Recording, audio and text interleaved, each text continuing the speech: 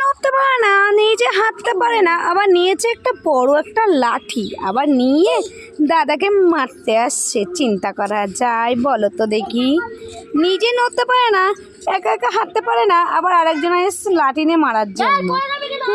ঢং দেখলে হয়ে যায়, দেখো না এত ঢঙনি পোলা আমাদের তৈরি হয়েছে একটা।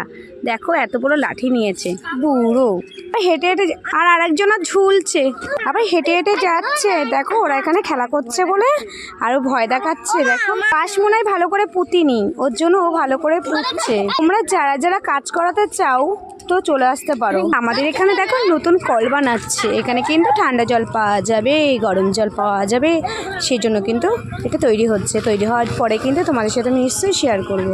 আর আমার ছেলে দেখো খেলা করছে এর উপর দিয়ে, কি বলবো বলো। ওই প্যান্ডেলটা এখনো তৈরি হয়নি, এর মধ্যে দেখো ওর অবস্থা দেখো, এখন হাঁটবে। আর কি বলবো, তো আবার নেক্সট ভিডিওতে তোমাদের সাথে দেখা হবে। ততক্ষণের জন্য তোমরা খুব ভালো থেকো, টাটা আমার বন্ধুরা।